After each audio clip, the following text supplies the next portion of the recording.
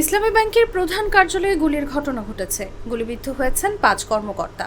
ব্যাংকটির বর্তমান পরিস্থিতি নিয়ে প্রশ্ন করা হলে অন্তর্বর্তী সরকারের অর্থ ও পরিকল্পনা উপদেষ্টা সালেউদ্দিন আহমেদ বলেছেন, কেউ আইনের বাইরে থাকবে না। যদি কেউ করে থাকে ইমিডিয়েটলি তাদের বিরুদ্ধে আইনগত ব্যবস্থা নেব, যেই হোক। রবিবার সচিবালয়ে অর্থ মন্ত্রণালয়ের সাংবাদিকদের এক প্রশ্নের উত্তরে তিনি এসব কথা বলেন। এর আগে সকাল 10:15টার দিকে কয়েকশো বহিরাগত জোর করে ইসলামী ব্যাংকে প্রবেশের চেষ্টা করে। এ সময় বহিরাগত অস্ত্রধারীদের প্রবেশে বাধা দিলে কর্মকর্তাদের উপরে এলোপাতাড়ি গুলি চালানো হয়। এতে ইসলামী ব্যাংকের গোডাউন গার্ড শফিউল্লাহ সর্দার, অফিসার মামুন, আব্দুর রহমান ও বাকিবিল্লাহ সহ ৫ কর্মকর্তা গুলিবিদ্ধ হন।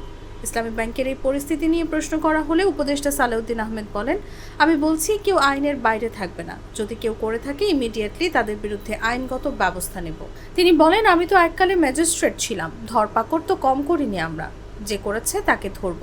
তারপরও কে করেছে না করেছে নোবডি ইজ অ্যালাউ। কিন্তু ঘটনা তো ঘটেছে। সাংবাদিকরা এমন প্রশ্ন করলে তিনি বলেন, নিশ্চয়ই জানে কারা ঘটিয়েছে, দেখেছে। আমি বিষয়টা নিয়ে আলাপ করব, দরকার হলে আইন শৃঙ্খলা বাহিনীকে নিয়ে যাব।